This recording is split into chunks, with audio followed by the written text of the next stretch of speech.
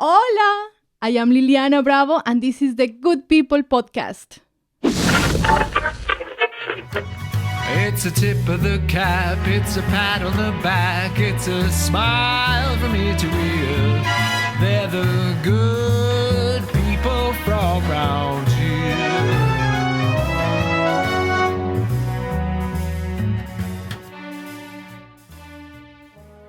Welcome to another episode of the Good People podcast. My name is Andy from In Other Good News, and this is the podcast where I get to share some amazing stories of amazing human beings, and today is exactly that.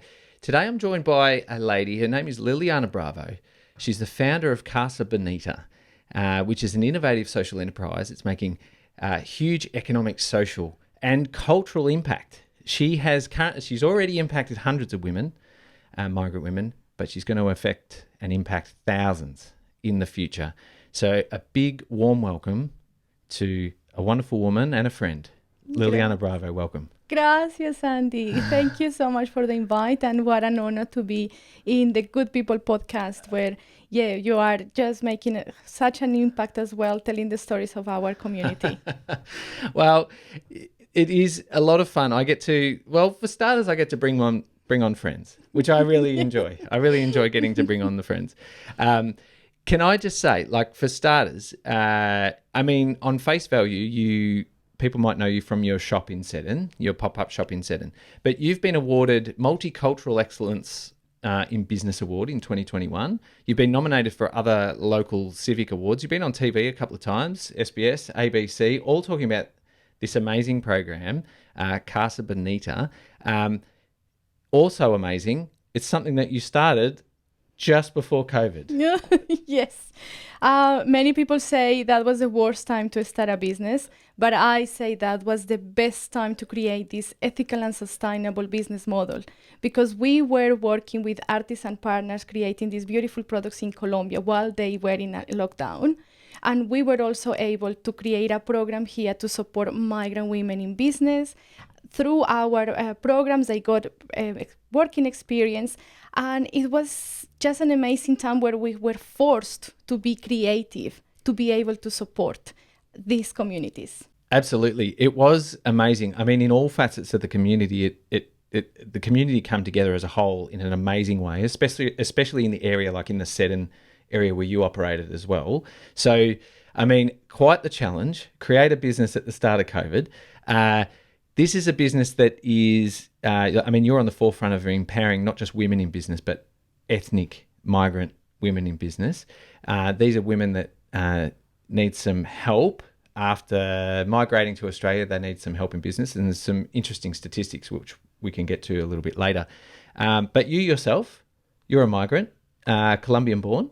Yes. Almost 18 years in Australia. 18. And I came to study English to Australia. I did my career, but now that I have been an entrepreneur for more than 3 years, I have faced some challenges, and that's what it has made me push to create a business model that I can then share with other migrant women and support them.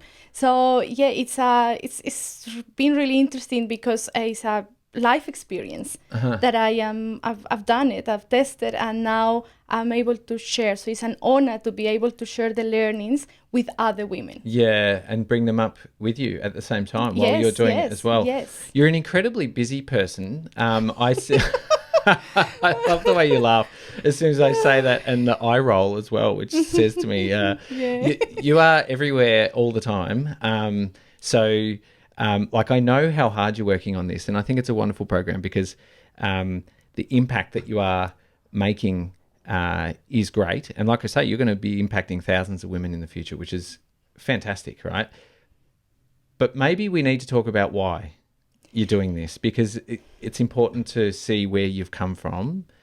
Growing up in Colombia, you started, and I'll let you tell this story, but you've started in Colombia, and then you've ended up coming to Australia. So can we talk a bit about what happened there? And Colombia, my beautiful country. I love it. I've always been very proud of my roots. I finished my business administration degree and I had the opportunity to come and learn English. But besides loving my beautiful country, it wasn't safe for me to be there, and I couldn't have a voice really. And we know that in Colombia and in many other countries, perhaps it's very difficult for a social leader to have a voice. You risk your life, you don't have a voice. And yeah, when I had the chance to go and study English somewhere, I was there. I needed to leave. Took the chance. And when I arrived to Australia, I just felt safe. And the freedom of speech here is being amazing. You've remarked before, you've said that the difference of being able to just speak freely is incredibly different as well. Yes, and not just from the safe point of view. It's also, I think, culturally, women, we face a lot of gender inequality, stereotype, and there is discrimination and a cultural, a collective trauma, I believe, that is, we cannot speak freely. And being a migrant woman coming to Australia and seeing these amazing women, how they are so independent. Yeah. That has been a great inspiration. Especially the women that are around me in the inner West, supportive, encouraging. So I've learned so much, and I'm like, yeah, I want that. Yeah. So that was just a huge change and jump from that fear of having a voice to now being able to just express what I'm fighting here, what I'm working for. Yeah, because I mean, in Australia, you can criticize politicians. You can make social change. You can. I mean, we've seen recently some people doing horrendous things in public and facing no real consequence. So, I guess that's a big change, and that's a great thing. And you've learnt a lot of things along the way as well. Not just from. I mean, you came to Australia actually. Let's talk about that. You came to Australia to study English. Yes. But you said the course, like the thing that you had to pass, was really hard. Yeah. So anyone who comes from a country that doesn't speak English officially, so we have to do the IELTS test. And that is a test. It's a pretty strict test that probably not even English speakers can pass. I wouldn't pass. My husband was saying, I don't pass. He's from Australia, and he's like, I don't understand this. So I took many of those tests, and if I did well in one, especially in speaking, I'm very good. I was very good at that, but not in writing or reading, and I kept failing, and that was a cost. So it cost you every time to do the course. Us, yeah, and quite a lot of money, because as an international student, the fees are very high. At that time, it was $2,500 each subject, and the course was more than $500. So very expensive course, and I just realized, no, look, I'm not gonna pass this course. But there was an alternative, which was because I wanted to study a master's, I wanted to learn good English. So I took the English with academic purposes. That was 1 year. I still needed to pass every semester, but it was a better alternative for me to pass with learning and not through one test. Yeah, sure. So English with academic purpose as opposed to the IELTS test. I can't remember what that acronym is, but it's basically that. Yeah. So you chose an English course that was going to actually help you as well in your business, and then you studied, didn't you? Like you studied your business and. Yes. So when I arrived to Australia, I really wanted to stay. I liked it, but I didn't want to study something that I didn't like. So I chose the long way, which was study a double masters in the subjects I like it, and also because I just really wanted to learn good English. So double master was the option for me. Double masters in what? In commerce and international business. Commerce and international business. Wowzers. And so you got through that? You did all those courses? Yes, that was hard work. In a second language, and because I came to learn English here, and pretty much I had to learn English in 2 years to then move to the masters. But it was amazing. I love studying. Yeah. I love learning, and that academic part has always been from me since I was a little. Yeah, that's great. And then so you wanted to then apply these skills that you learned at university. So you gained employment after that? Yes. So after studying maybe like 3 years to finish my master's, Yeah. I took a job with a large publisher here in Australia. I worked in supply chain logistics. Then I moved through that, and I worked about 10 years with this company, learning, moving different roles. So I gained a lot of learning and experience, learning about the Australian market, because I was not, I didn't have much knowledge about Australia. So that was a really good learning. I always had inside my entrepreneur spirit, Yeah. and that fire that I wanted to work with Colombian handicrafts, with the products. Yep. But I tested at the like more than 10 years ago when I was a student, didn't work, and then I took my job, it was learning, and then is when I retake again my business idea. And so this is where you thought to yourself, I'm going to work on this social enterprise to create products, and you're going to explain this much better than me, but basically they're products that are created in Colombia by Colombian locals, and those products filter through to Australia, and you sell them here, and there's a whole chain of benefit, isn't there? Yes. So Casa Bonita is a social enterprise, and we manage 3 strategies, which is ethical products, handmade by artisans and indigenous women, socially conscious events, and also business coaching programs. So the ethical products are only made by artisans and indigenous women. We want the world to know who made the product. So we have a photo of the maker with every product. It's very important for us, for people to connect with who made it, to connect with this ethical ecosystem, and also with the impact that creates. I say always, I'm not selling a product, I'm telling a story here. So that is our beautiful products. And then with the events, we collaborate to create different events to celebrate culture, diversity, and the business coaching is about women empowerment. Yeah, for sure. And actually, I saw a great video not long ago, because you actually went back to Colombia and made a little video about like just all of the artisans and stuff like that. It was great to actually see the places where all these products are made, because we are so, I guess there's so much distance between us and the products. When we walk into when your shop was open, we walk into your shop and we see the beautiful hats and all the products. You're so distant from where that product has actually come from. Yes. So it was really nice to see that video. Like, was that, did that help you expand finding new artisans, or was that sort of visiting the ones you already use, or? Well, this is the amazing thing about having an ethical and sustainable business. For me as Colombian, it's not difficult to make it sustainable, because I know the artisans. We already work with organic products, with vegan materials, because that's us, that's part of our life.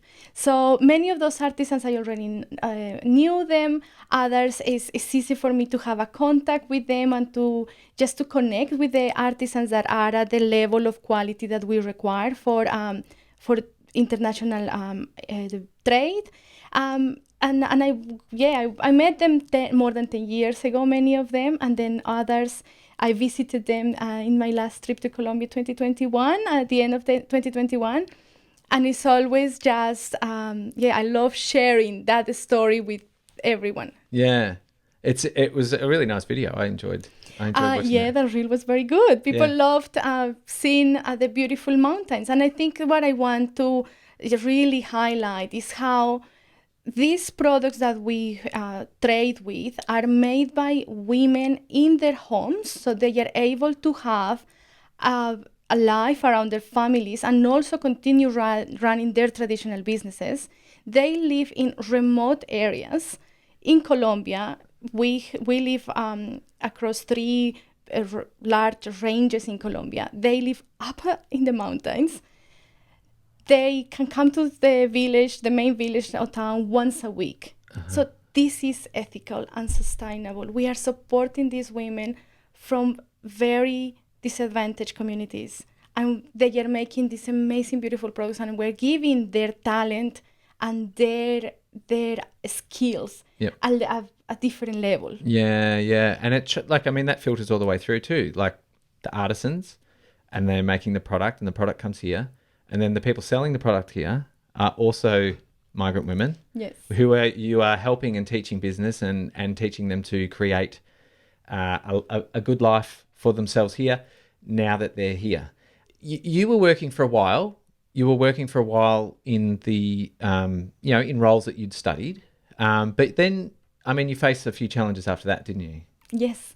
So, working in corporate, and during that time, I also had my 2 children. And then, I came back from maternity leave, and I've had enough time in corporate. I wanted to just increase my salary and have a better position in corporate world. And then is when I realized that probably my migrant status was a challenge because I didn't have all the working experience that probably someone younger than me or someone who was a local had. I was not confident with my English. So, of course, probably we were in a meeting. I would think 3 times before, I could put my thoughts out. I just couldn't, I did apply for jobs, but I couldn't find the job that I was looking for. I wanted to put my creativity and my skills, community skills into a job with flexible working hours. I was looking for that job and I did not find it. Yeah. And I guess I was looking for a job that I could feel connected as well, something, very, that I could make a change. So I couldn't find a job, and that is one. Plus other reasons there is a story there, and I'll tell a little bit later. I just couldn't find a job, and that's when I thought, okay, what do I have now working part-time? And working in corporate, there are lots of advantages, and I had lots of learning tools. So I did all learning in project management, Google, anything that I could learn, that you forget to learn all those things if you are working in corporate. I used to, probably more than a year, I used to stay back until very late at work, learning, absorbing, and just making sure that I could get all the knowledge I could for when I was gonna leave. Getting ready to leave. Getting ready to leave. I used to love my job, but we are high achievers, and I wanted a better salary. Yep. And a better position, and that, I was not gonna find that in corporate. Yep. And that's when I took it's time to retake this idea of working in my own business. Yeah, you thought, I want to be my own boss. Yes, I wanted to look more than flexible time. I think it was the time my daughters were my daughter just at that time, so just one daughter. She was 2.5 years old, and that is when I started thinking, okay, how am I gonna connect her with her language? I enjoy this beautiful culture, carnivals in Colombia, attending carnivals every year, being part of it. And I think it has built my cultural identity and my confidence at a level. How is my daughter gonna get that here? She's half Colombian, half Australian. Yeah. And that was one of the reasons why I thought, no, it's time for me to give myself a chance. I wanted them to see the best version of me. I just wanted them to see their mother doing the best she wanted, and I wanted to give myself a chance. It was just so many reasons why it just pushed me. It was the time. Yeah, it was just the right time for you. It was, yeah. And probably for you, now that you've experienced the leaving of Colombia, the learning of the English, studying in Australia, trying to increase your career and having issues and identifying some of the things that may be affecting other Colombian women, that was probably put together all the parts for you to sort of go, hey, this thing needs to also help other people as well, right? Because there's a whole lot of reasons why migrants might struggle. So yeah, as a professional, so I saw challenges there. I'm not gonna be able to get what I wanted to achieve my career goals in corporate. So I'm gonna move as a entrepreneur, and I'm happy that I had those skills and that fire, a little bit of the fire. Then I started the business, a small pop-up shop, lots of learnings, I had a very multicultural shop in Sedon, and then, oh wow, but people love, we used to have the music outside, the Latin music, and people will just, the most beautiful thing, kids stop and start dancing, Yeah. and they come and all the, I guess, just being so receptive. Yeah. The reception of learning about the product, the materials, Yeah. and learning about the impact that this creates in Colombia. As you say, far away. Yeah. What is Colombia? Yeah. So all that, and then also as a businesswoman, building a business in Australia, Yeah. and a business that is making social change. So that is when I saw, all these aspects created the empowerment hub. Yeah. And I created, I never give a case study. I never give how can I say? A case study is always very important for me, because a case study for us, it just gives us the data and enough information for us to create an opportunity for migrant women. Yeah. And so, I mean, can you tell us a bit about, now that you've experienced all of the parts, can you tell us a bit about like some of those challenges that migrant women face, like right through from being in Colombia? You mentioned not feeling safe in Colombia. Colombia Yes. can be a dangerous place, and you've experienced quite a few things. Would you touch a bit on those things? Safety. Yeah, well, you take it for granted sometimes that you are in a safe place here and that you have a voice. And I think as migrant women, we share a collective trauma. And I realized of that as well in one of the events that we created, the first networking event for Colombian women. We were more than 40 women at this event at Casa Bonita. And many of us started talking about how our businesses are our voice. We start through our business having a voice. And the reason is because for many of us, we have been threatened in Colombia of kidnapping. And many of us may share very difficult stories about losing family members because of this issue, which is, I do share my story. My brother was kidnapped, and he lost his life at the rescue. That's one person. It's one of many. One of many. There is more than 200 kidnaps reported in Colombia a year. Mm-hmm. That's one. And this is one Colombian woman. Yeah. That's one aspect. Discrimination. Colombian women as well. We have been affected by all the cultural exploitation, and there's also the generalizations. I mean, even traveling through airports and things, you've mentioned. The stereotype, the discrimination and stereotype. So from the 80s, we have been affected, probably before that, but during the 80s and after is when we started traveling. And as I've lived myself, so rejected visas to United States, because I was a female, that a potential mula, carrying like a mule. A mule. Yep. Carrying drugs. Yep. Rejected.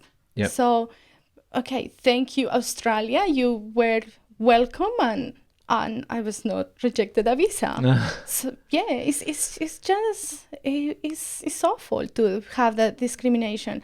Then I was in Australia traveling. I was in Australia studying the masters, and we did a study tour around Asia. And most of the airports I was taken away because what is a Colombian woman traveling doing at an airport alone? Yep. That's tough. Yeah. And Netflix hasn't done a very good job by showing the worst of Colombia. Of course. Many people know Colombia now because of the series. That's a trigger for me. I cannot watch anything related to the 80s because all that reminds me is the bombs that will explode while I was getting ready to go to uni. I studied in Cali, one of the largest city of Colombia. So that is shared, and that is in Colombia. So I cannot imagine what other women from other countries also face.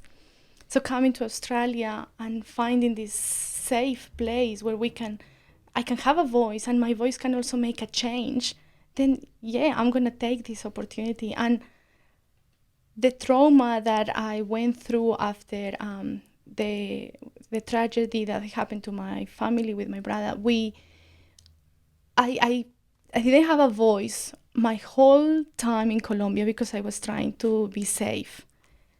And then the worst happened. So nothing can stop me now. I'm safe. I'm here. Nothing can stop me. It's beautiful. And I mean, it's terrible that it's come from such a tragedy. I mean, you were saying that like even as a kid, you used to receive letters, like your family used to receive letters about threatening to be kidnapped, for ransom fees and all that stuff. And you were fortunate, in that it never happened to you, but it happened to a lot of people. And obviously that your brother was in that mix in the end. So this is a collective, we're talking about a collective trauma for all of these people because they all have a story and they've all got experiences and they've all done similar to you. They've left Colombia, they've come to create a new life for themselves here. And now you're saying, look at me go, I've got a whole new lease on life. Nothing can stop me now. Yes. And I know many Colombian women or many other migrant women have faced the same. So how cannot I do something to support these women? Because I know these entrepreneurships, these businesses, this is our voice, our first chance to have a voice. The program that I created is a gentle program where we feel safe because we know we need to go through different layers, but we have to do it. Yeah, you've got to do it. But, fast forwarding, you're making incredible impact now. Looking at here, you've across cultural events, indoor markets, networking events, multicultural story times, you've got webinars. These have impacted hundreds. Actually, it's into the thousands now. Thousands. So we did the stats. Yeah. And in 2.5 years, we did more than 29 events. With all the attendees were more than 1,000 people. So it was very intense 2.5 years while I had the Empowerment Hub. Yeah. I don't regret it. It was amazing. It needed to be done. Yep. I needed a break though. And your Empowerment Hub was so you had the store in Seddon, Victoria. Yeah. You had the store there, which had all the products and things in the shop front, but also you did other things upstairs. Yes. And that was your Empowerment Hub too.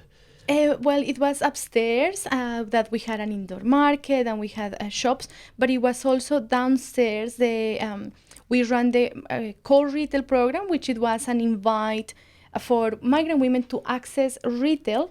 Yep. And also to learn the skills required for retail and wholesale.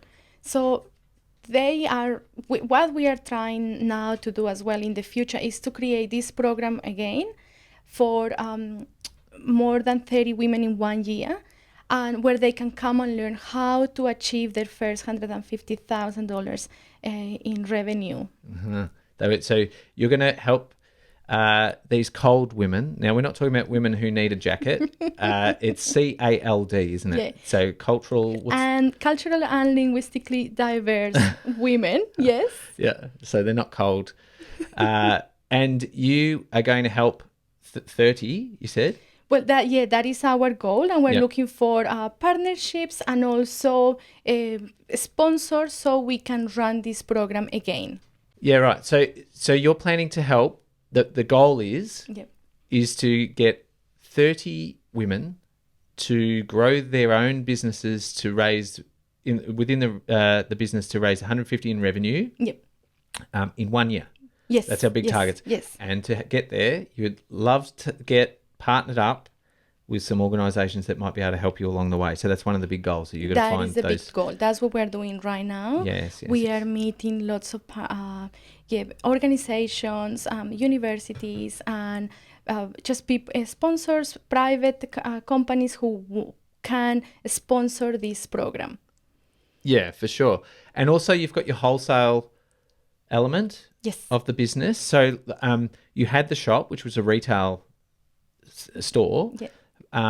The shop is now closed, but Yeah. you are now looking to get these products into shops everywhere. You want to see them everywhere, right? Yes, they have to be everywhere because they are telling an amazing story about the maker and also creating amazing impact here in Australia for women. So our business model is about the product is created by women in Colombia, and with the profit of that product, we are reinvesting in creating these events and also the co-retail program to support migrant women. So something that I'm very proud about is that in the 2.5 years gone, the product, everyone from Sedon or from around Australia and the world who purchased a product, the profits were reinvested into creating those programs that we just talked and impacting more than 1,000 people that attended the programs and events and supported more than 40 migrant women in the actual program. Yeah, that's amazing. And so what's the future for Casa Bonita? I mean, obviously you've got your plan for this year, which is a big goal. It's a big goal for you. What do you see the future for Casa Bonita is? Because you have mentioned in the past that there was a real gap for something like this, like in general. Yes. There was a big gap for it, right? Well, we were the first empowerment hub, a multicultural retail shop in the inner west, and that was huge. So we tested, we know it's successful. Many women who met there have now created other retail shops, other community shops in Melbourne. So what we want to do is, we want to continue creating more hubs like this. Multicultural retail shops and empowerment hubs, because for us is connected, it's the same. It's about ethical product, and then it's part of that ethical and sustainable ecosystem that it creates change. Yeah, that's beautiful. Well, if people were going to support you today, you're watching this or you're listening to this, what's the best way to support you right now? Well, head to our website, Yes. casabonita.com.au, and purchase our products, Yeah. ethical products. If you have a shop, we are very, very much working in strengthening our wholesale strategy. So we are available for wholesale products, bespoke products. And if you are a sponsor or if you want to partner to create those programs, contact us and we will create that social change for women. Now, if you are part of corporate and you want to bring diversity, you want to bring cases about ethical and sustainability or about a migrant woman who has created all this change, we can create events with you. We are sharing a message about women empowerment. Yeah. And so that website again, casabonita.com.au. Yes. And on there you can see all of the good things that you're doing, all of your bright hats and your... what else? You got earrings on today? What are they? So, hand-woven. Hand-woven earrings. Hand-woven earrings by beautiful artisan partners from the south of Colombia. Yep. This is a native palm from South America, Iraca. And even the clothing. We have now a new collection only available for wholesale. Yep. But it was, it's a clothing that I have the photo of the maker. Yeah. And we know that this maker is creating a business and also raising her family at her own home. So it's completely ethical all these products. It's wonderful. casabonita.com.au. You want to be a partner, you want to be a sponsor, you want to help create these great pathways for both migrant women living here to create sustainable businesses, and also the manufacturers, the artisans back in Colombia. Okay. Yeah. Well, Liliana Bravo, thank you so much for coming on the Good People podcast. It's wonderful to hear your story. And I think people who've listened to this now know a lot more about you and what you're about. And so, you know, I wish you all the best with your big goals this year. You're going to kick some amazing goals this year. I know it. I've seen your work. You do amazing things. So thank you so much for coming on the show. And it was a pleasure. Thank you so much for inviting me, and thank you for creating this beautiful space for all the leaders and amazing people that are in the Inner West. Well, do you know what? It's just good fun. It's really fun. Because I get to sit here and just talk to people. And we get to have good coffee. Yeah, well, that's right. That's it. Come on the Good People podcast. You get to drink good Colombian coffee. Colombian blend. That's right. Liliana Bravo, thank you so much for coming on the show. This is the Good People podcast. If you want to learn more, head to iogn.com.au. Subscribe to our YouTube channel. Helps us out a lot. And also you can catch us on all of the audio streaming, or your favorite audio. So come check us out. Otherwise, until next time, we'll see you on the Good People podcast. Gracias. Bye-bye.